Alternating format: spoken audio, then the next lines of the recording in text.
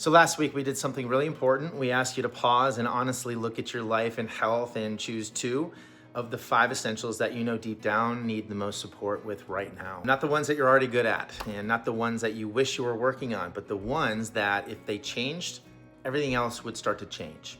So this week it's about what to do with that awareness, because awareness without action doesn't create a younger tomorrow. Action does. And not just any action, intentional, focused, and written down action. And that's where goals come in. But not vague goals, not, I want to feel better, or I should probably exercise more, or I'll try to eat healthier. Those aren't goals, those are wishes. There's a huge difference. Wishes don't change biology. So this week we're gonna talk about SMART goals and why they work psychologically and why writing them down is one of the most powerful things you can do for your future self. So let's go through the SMART goals. They are specific.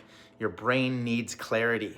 I wanna move more is too vague. I will strength train 3 days a week for 30 minutes is specific. Measurable, if you can't measure it, you can't track it. And your brain loses motivation if it doesn't know where it's at. So progress fuels momentum. A is for achievable, and this matters more than people think. If the goal is unrealistic, you're not gonna try, your nervous system shuts down, and you're not successful.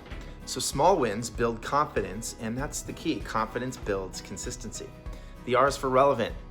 This is where your 2 essentials come back into play. Your goal should directly support the areas you said matter most right now, not what you think you should care about. And time bound is the last T. A goal without a timeline becomes background noise. Deadlines create urgency and focus and follow through. And here's the key psychological piece that most people miss. Your brain takes written goals more serious than mental ones. When you write something down, you activate different parts of the brain, the same areas involved in planning and commitment and even identity. So writing it down moves it from a thought to a decision. Studies show that people who write their goals down are far more likely to follow through than those who don't. Not because they're more disciplined, but because their brain now sees it as real.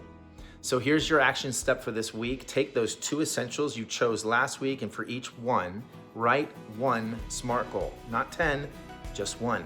Something that you can actually sustain, because consistency beats intensity every time. Now there's one more layer to this, and this is where we're headed as we move toward Younger Tomorrow seminar on February 7th. Goals alone are powerful, but they don't last without a why. Eventually motivation's gonna fade, life gets busy, stress shows up, old habits try to pull you back. And when that happens, the question becomes, why does this matter enough to keep going? And at the seminar, we're gonna go deep into what we call the big why. Not surface level reasons like losing weight or having more energy, those are outcomes. The real why is bigger than you. Maybe it's being present for your kids or grandkids. Maybe it's breaking family patterns and sicknesses. Maybe it's leading by example. Maybe it's living with purpose and clarity and strength instead of just surviving. When your why is greater than yourself, your goals stop feeling like chores and start feeling like commitments. So this week isn't about perfection, it's about direction. You're not trying to change everything all at once. You're learning how to think and plan and act like someone who actually believes that a younger tomorrow is possible. So this week, write it down, make it specific, make it doable, and start showing your brain and your body that change is no longer optional. We'll build the rest together on February 7th. Your younger tomorrow is being created right now, one decision at a time.